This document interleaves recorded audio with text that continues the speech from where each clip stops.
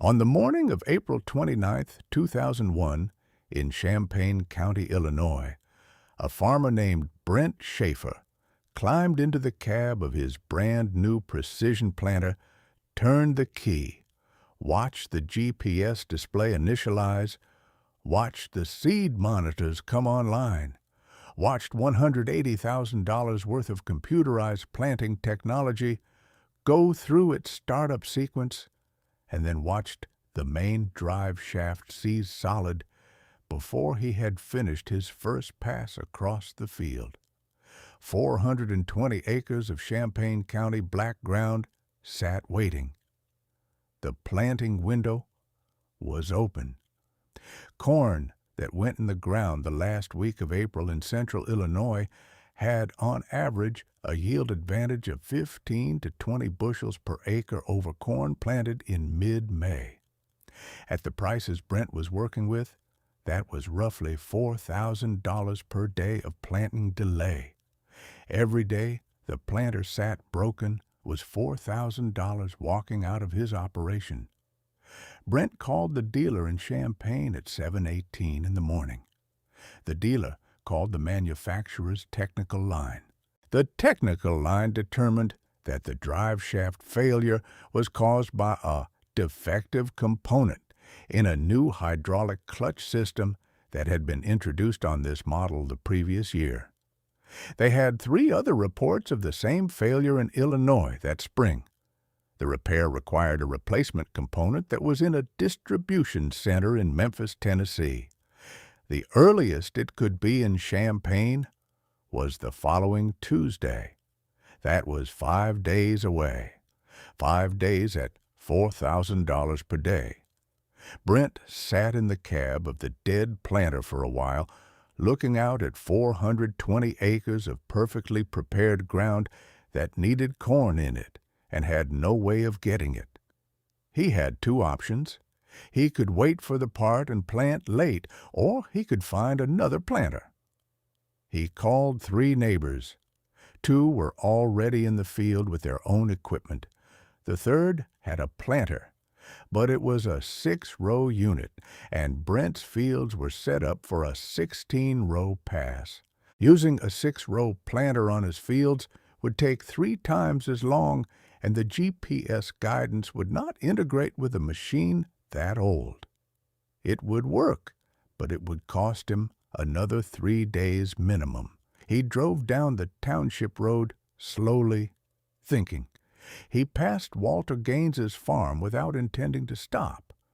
Walter Gaines was 74 years old and farmed 280 acres of ground that bordered Brent's property on the west side.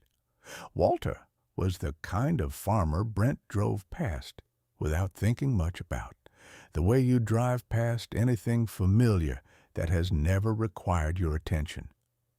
But Brent had seen something in Walter's machine shed the previous fall when he had stopped to borrow a PTO shaft. He had seen it and made a note in the back of his mind without fully processing what the note meant. He turned around and drove back to Walter's farm. Let me tell you about Walter Gaines, because you need to understand the man before you can understand what he kept in that machine shed. Walter was 74 years old in the spring of 2001. He had farmed the same 280 acres in Champaign County since 1963, when he took over from his father Earl, after Earl's second heart attack left him unable to manage the physical demands of the operation. Before that, Walter had been in those fields since he was 8 years old, working alongside Earl from the moment he was old enough to be useful. He had learned every implement on that farm from his father, and his father had learned them from his. Walter farmed with equipment that raised eyebrows in Champaign County, which by 2001 was deeply committed to precision agriculture, GPS guidance, variable rate application, and the newest in seed technology. Walter used none of those things. He planted with population rates and seed spacing that he had calculated himself from 20 years of yield data recorded in a composition notebook he kept on the kitchen counter. He applied fertilizer based on soil tests he ran himself and interpreted with a reference book from 1971. He fixed everything that broke with parts he sourced from dealers in 4 states, and when he could not source them, machined himself in the shop behind the barn. His tractor was a 1958 Farmall 560 that his father had bought new, and that Walter had been running and maintaining since 1963. 43 years on the same machine. The engine had been rebuilt twice. The transmission had been overhauled once. Everything else Walter had kept running through the specific combination of mechanical knowledge and stubborn attention that was the only way to keep a tractor running that long. And in the machine shed, on a set of wooden cradles along the north wall, sat a 1941 John Deere Model B corn planter. 2 rows, mechanical seed plates, chain drive, no computer, no GPS, no hydraulics, no sensors of any kind. A machine so old that the young man at the John Deere dealership in Champaign, when Walter had called the previous year about a replacement seed plate, had needed to look up the model number twice because he had never heard of it. Earl Gaines had bought that planter new in 1941 for $210. He had planted corn with it every single spring until 1979, the year Walter had finally modernized the planting operation to a 4-row unit. But Earl had refused to scrap the old 2-row. He had cleaned it, oiled it, adjusted the seed plates, covered the seed boxes with a canvas tarp, and told Walter to keep it in the shed. "You might need it someday," Earl had said. Walter had never needed it. He had planted with the 4-row from 1979 until 1994, when he had upgraded to a 6-row unit that he still used as his primary planter. The 1941 2-row had sat on its wooden cradles through all of that, completely idle, for 22 years. Walter maintained it out of habit and out of the specific respect he had for his father's tools, the same respect Earl had shown for his father's tools. Every spring, after he finished his own planting, Walter would pull the canvas off the old planter, check the seed plates, oil the chains, adjust the press wheels, replace anything that needed replacing. Then he would cover it back up and leave it for another year. He had done this for 22 years, without once putting the machine in the ground. Let me tell you about Brent Schaefer, because you need to understand what he had built before you can understand what he needed to borrow. Brent had come into Champaign County farming from a different direction than most of his neighbors.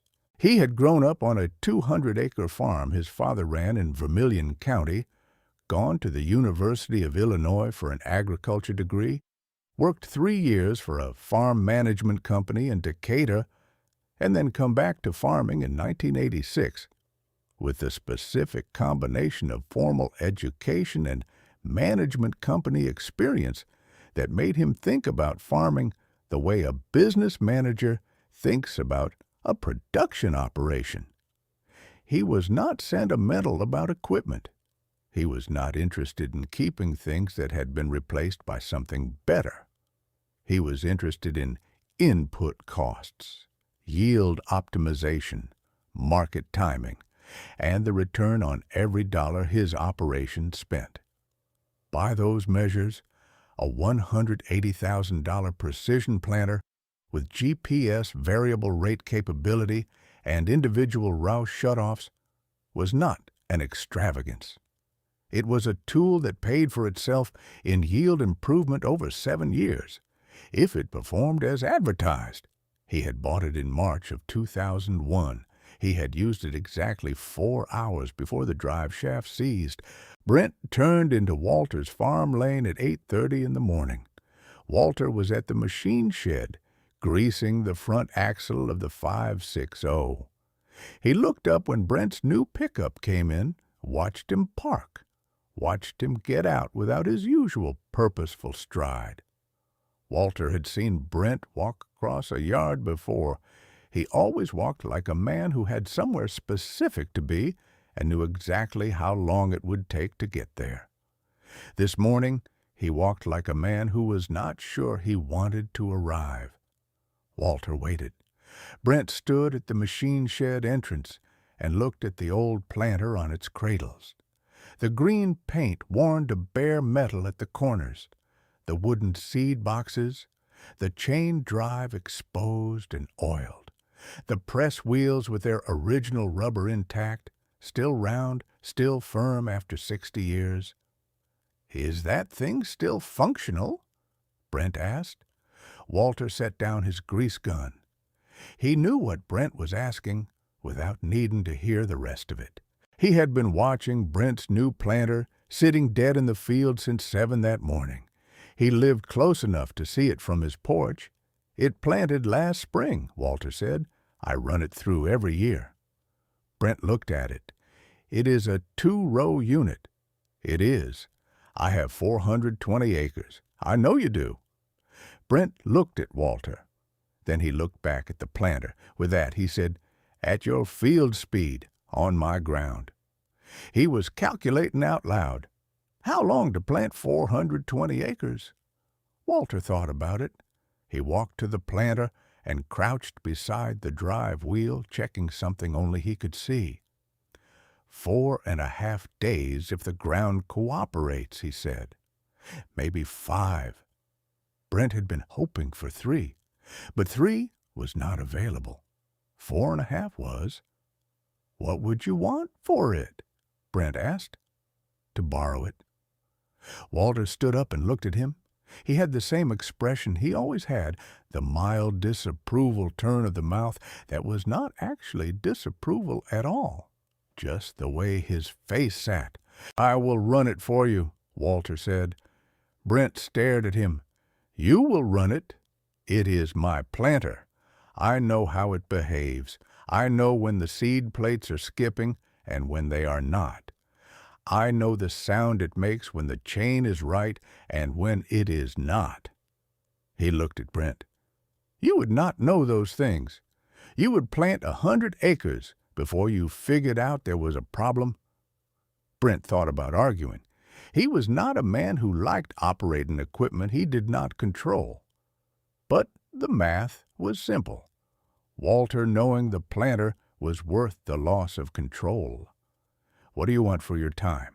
Brent asked. Walter picked up his grease gun. "Nothing." He walked back to the 560. "We are neighbors."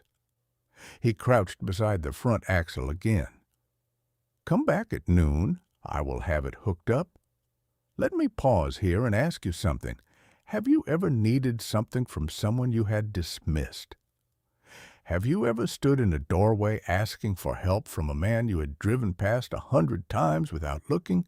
Because that is exactly where Brent Schaefer was standing on that April morning in Champaign County. He was a man with a university degree and a precision agriculture tablet and a broken $180,000 machine, asking to borrow a 60-year-old 2-row planter from a 74-year-old farmer he had never once stopped to talk to about anything except a borrowed PTO shaft. There was a specific version of this conversation that Brent had expected to have, in which Walter was reluctant or suspicious or asked too many questions. He was prepared for that version. He was not prepared for the version he got, which was a man who said yes before the question was finished, offered his own labor without charge, and went back to greasing his tractor axle before Brent had even said thank you. Walter was back at noon with the 1941 planter hitched to the back of the 560.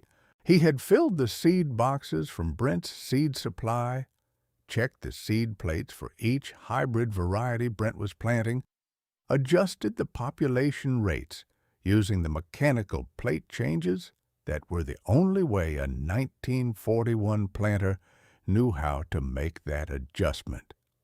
He had done it from memory, from the same knowledge Earl had given him, and that Earl's own experience had built across 20 years of planting with this machine.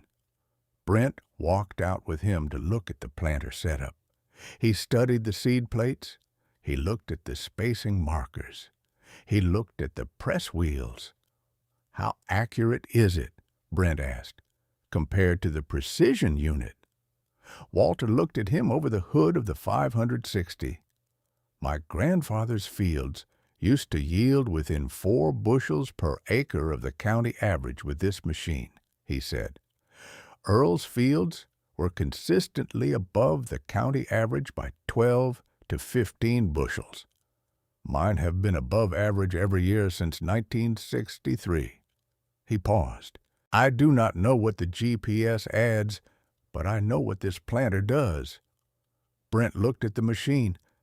"The GPS adds variable rate capability and individual row shutoffs for waterways and field edges," he said. "And it maps the population so I can check it against yield maps at harvest." Walter nodded. "I can give you consistent population and spacing. I cannot give you variable rate." He looked at the field. "On your ground, consistent population is what matters most. The variable rate capability is worth something on ground with variability. Your ground is pretty uniform." Brent looked at his tablet. He had the soil variability maps for all 420 acres. Walter was right. The variability across Brent's fields was low enough that variable rate application would provide maybe a 2% yield benefit at best. He put the tablet in his truck. They planted for 4.5 days. Walter ran the 560 and the old planter from first light to last light each day, taking no breaks except to refill seed boxes and fuel the tractor. Brent walked the planted rows behind him the first 2 days, checking spacing and depth with the same seed spacing tool he used to check his precision unit. The results made him quiet. The spacing was consistent. Not computer consistent, not GPS consistent, but mechanically consistent, the way a well-maintained machine, running at the right speed, produces consistent results when operated by a man who knows exactly what it is doing. Every row, every pass. On the 3rd day, Brent stopped checking. He just watched Walter work. There was something about the way Walter ran that old planter that Brent had not expected. He had expected the work of an old man nursing aging equipment across a field, watching for problems, stopping frequently to check and adjust. That was not what he saw. Walter ran the planter the way a man runs something he trusts completely.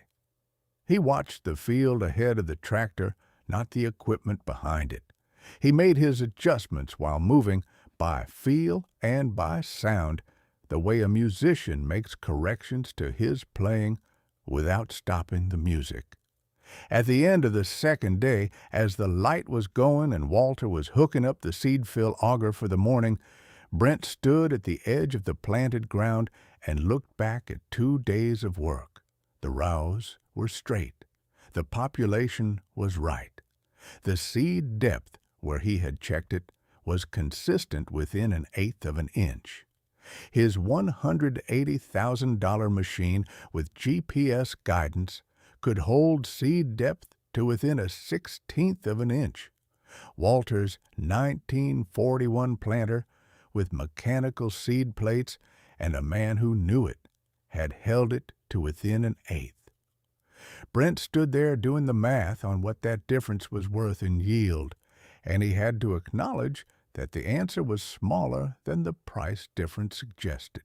He walked over to where Walter was finishing the seed fill. He stood there for a moment. "My grandfather planted with equipment like that," Brent said. "Walter kept working. What happened to it?" Brent looked at the planter. "Sold it in the late '60s. His father bought a 4-row. He paused. "I never thought about it until now." Walter straightened up. "Earl used to say that a farmer who sells a good tool because a better one exists misses the point of both." He looked at the 560. The better tool is not always better for every job. Brent was quiet. He had heard versions of this idea before at agricultural conferences, in precision farming workshops, from university agronomists talking about technology adoption curves. He had heard it as an abstract proposition. He had not heard it standing next to a 60-year-old 2-row planter that had just outperformed his $180,000 machine on the only measure that mattered right now, which was whether his corn got in the ground during the planting window. They finished the last field on the afternoon of May 3rd. Walter shut the 560 down at the field edge and climbed down slowly, the way a man of 74 climbs down from a tractor after 4.5 days of consecutive work. Brent was waiting at the field edge. 420 acres, Walter said, all in the window. Brent looked out at the planted field. The rows ran straight and dark to the far edge. 4.5 days of work from a machine built in 1941 and a man who had known it for 40 years. "What is your corn usually yield?" Brent asked. Walter thought about it. "On my ground, last 5 years, 187 to 196 bushels per acre." He paused. "County average is about 178. Brent looked at the field. "My precision unit was supposed to get me to 200 plus, he said. Walter looked at the 560. "The machine does not make the yield," he said. "The soil does. The timing does. The hybrid does." He paused.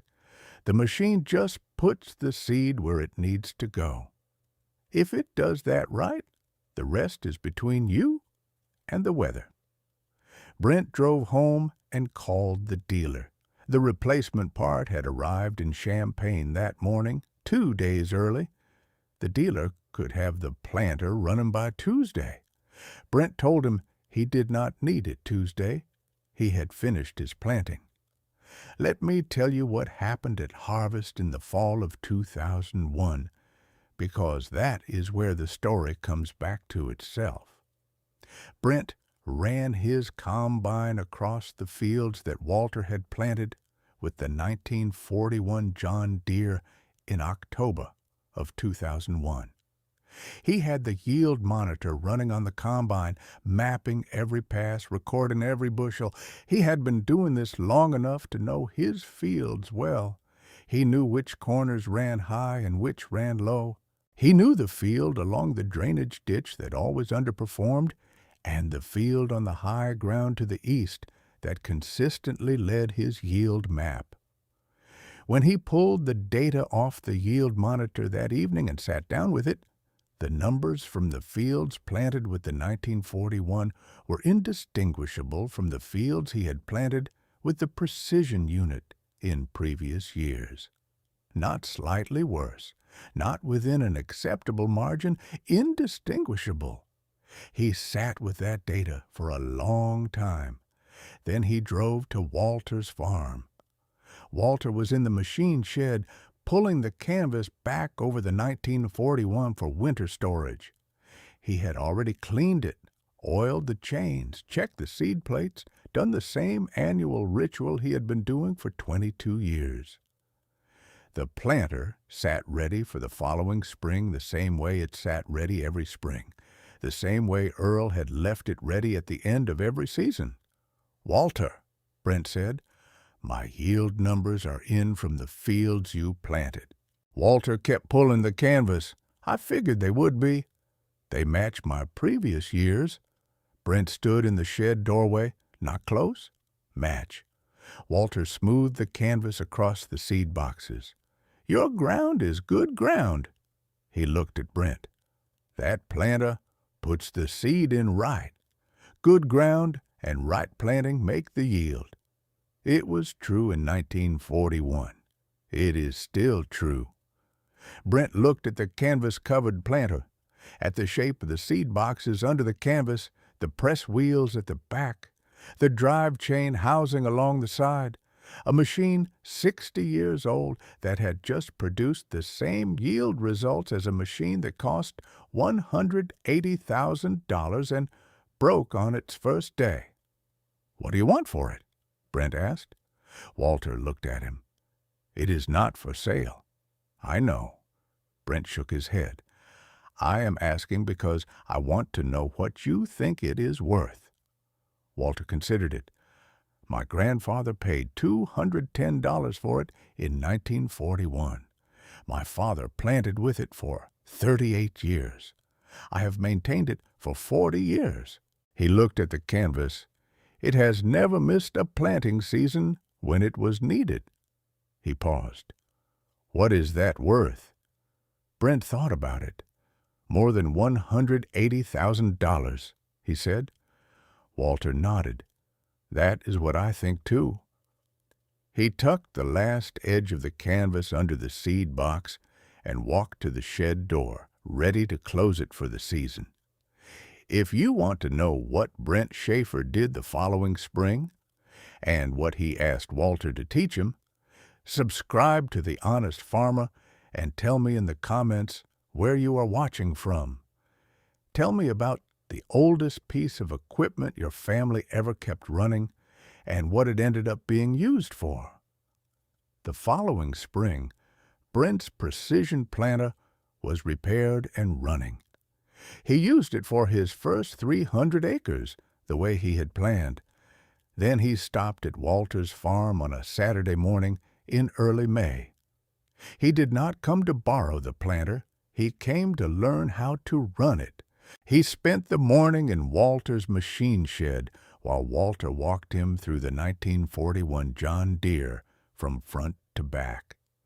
The seed plates and how they wore and how you read the wear pattern, the chain drive and the specific tension that produced consistent seed spacing, the press wheel adjustment and how it changed with soil moisture, the coulters and when to raise them and when to leave them down, the sound the planter made when everything was right and the sound it made when it was not.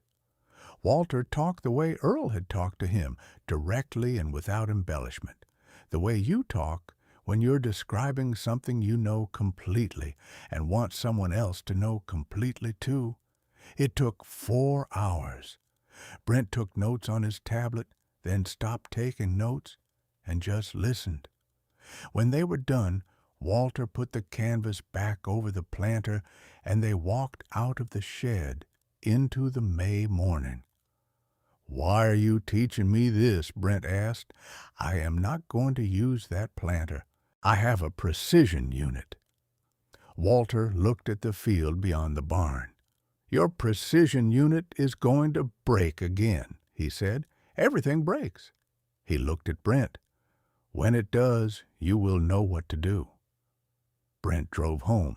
He used his precision planter for the remaining 120 acres of his spring planting, and it ran without a problem. He used it well, and the planting window closed with everything in the ground. He did not need the 1941 that spring. He did not need it the following spring either, or the one after that. He needed it in the spring of 2006, when a hydraulic line failure on his precision unit put it down for 3 days during the narrowest planting window in 5 years.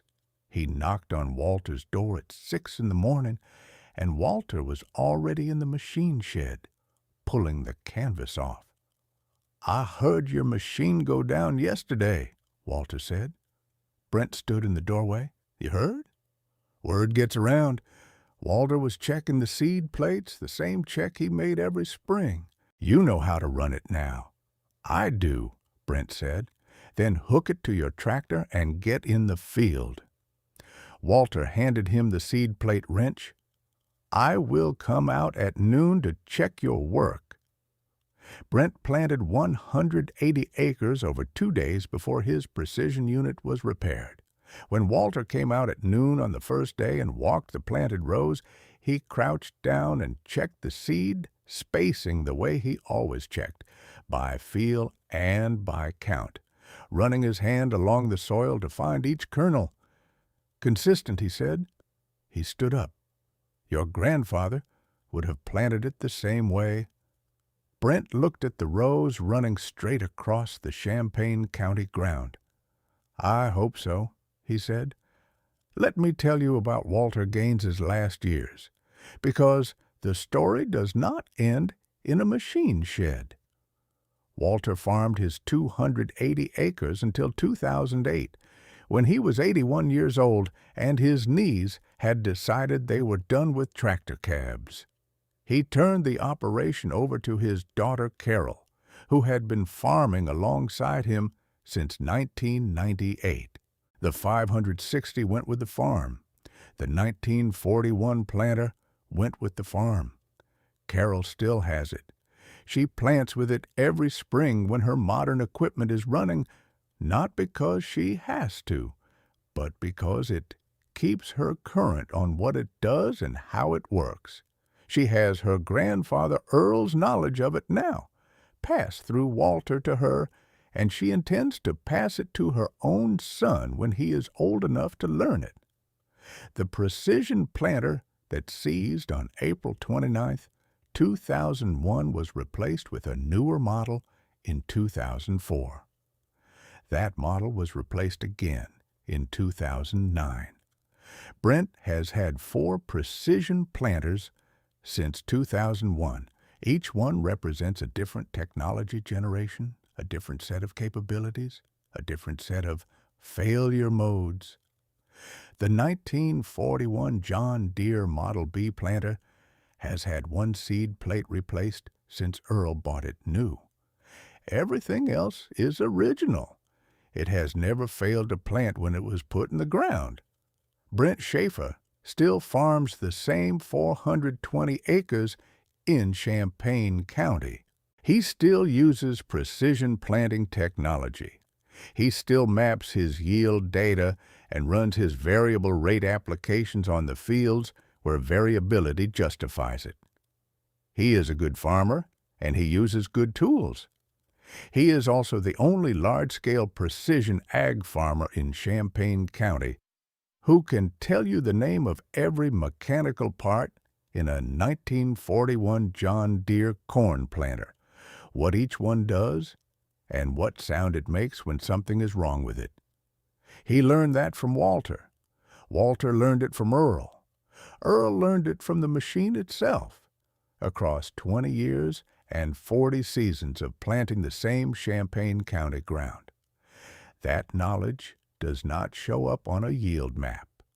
It does not appear on a precision agriculture ROI calculation. It cannot be ordered from a dealer or downloaded from a company server.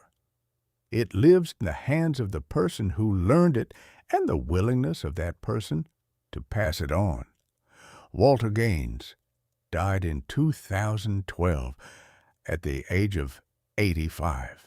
He died in the farmhouse where he had been born, on the same land his grandfather had broken in 1889. His obituary mentioned his long service to the Champaign County Farm Bureau and his membership in the local Methodist Church. It mentioned Carol and her family. It mentioned the farm. It did not mention the 1941 planter. It did not mention 4.5 days in the spring of 2001 when a 60-year-old 2-row machine with mechanical seed plates and a man who knew it finished the job that a $180,000 computer-guided unit had started and failed. It did not mention Brent Schaefer standing in a machine shed doorway in October of that year, looking at a canvas-covered planter and saying it was worth more than $180,000. But Brent remembers it.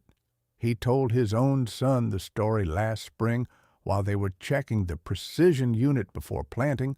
He told him about the seized drive shaft and the 5-day wait, and the 74-year-old farmer who showed up at noon with a planter built the year before the United States entered World War II. He told him what Walter said about machines and soil and timing. He told him what Earl used to say about selling tools. He told him to drive down that township road sometime and look at Carol's machine shed and see if he could still find the 1941 in there. His son asked what he would do if he found it. Learn how to run it, Brent said, before you need to. That is the story of the planter that seized and the one that did not. The story of $210 worth of equipment that outlasted $180,000 worth of equipment simply by being maintained by people who understood it and respected what it could do.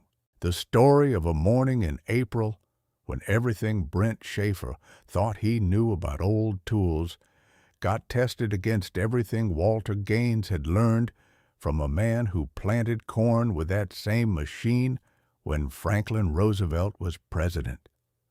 Subscribe to The Honest Farmer for more stories like this one.